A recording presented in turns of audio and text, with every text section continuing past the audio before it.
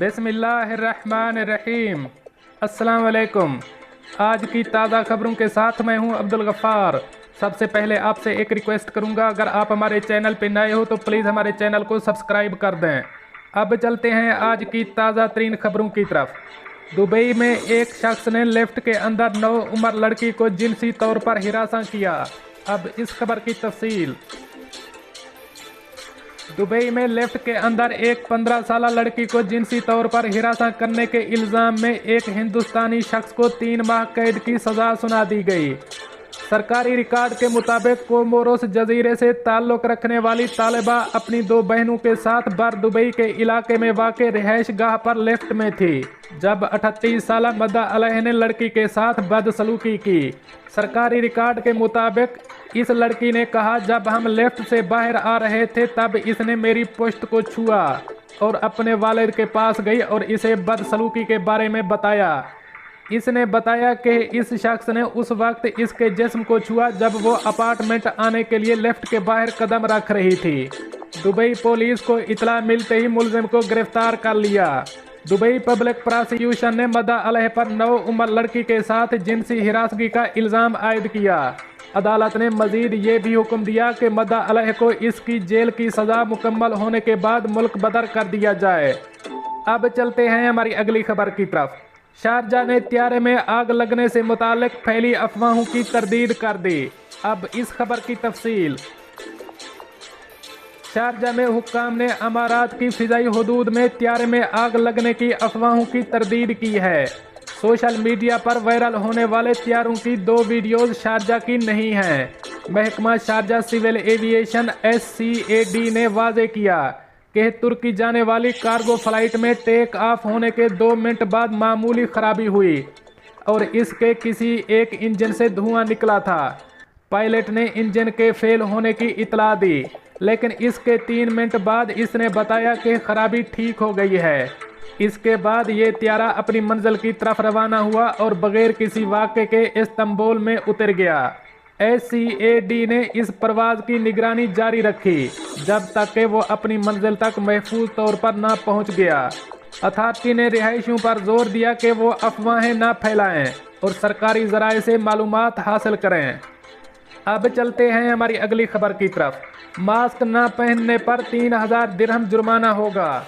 अब इस खबर की तफसील। अजमान पुलिस ने अपने सोशल मीडिया चैनल्स पर एक आगाही का पैगाम शाये किया, जिसमें इस बात की वजाहत पेश की गई है कि कब लोग अमारात के अंदर अपने चेहरे के मास्क उतार सकते हैं।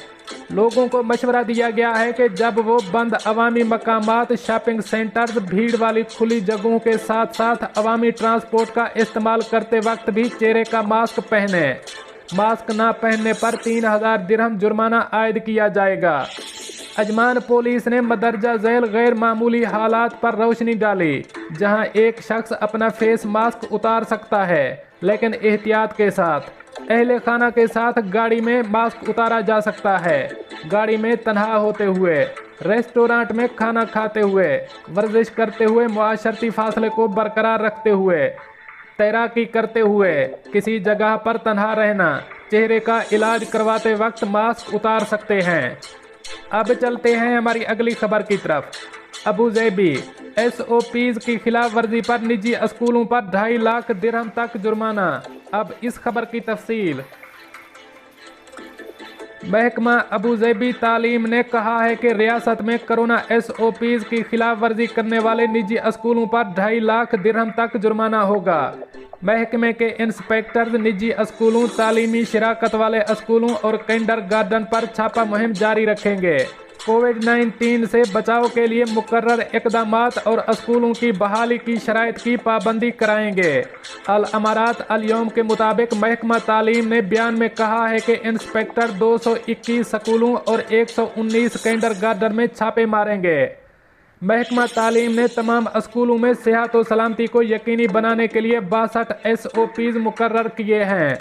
सफाई, सैनिटाइजिंग, 12 बरस से ज़्यादा उम्र के तलबा की इतला, असातिज़ा व अमले में वायरस से मुतासरीन की इतला, क्लासेज रूम में तलबा की मुकर्रर तादाद की पाबंदी, निजी तहफ़्फ़ुज़ के आलात की फराहमी, मास्क और समाजी राब्ते वगैरह की ताकीद की गई है। महकमा तालीम ने तवज्जो दिलाई है कि SOPs की खिलाफ वर्जी करने वाले स्कूलों पर तदरीजी जुर्माने होंगे। शुरुआत 10,000 दिरहम से होगी, इंतहाई हद 2.5 लाख दिरहम तक होगी।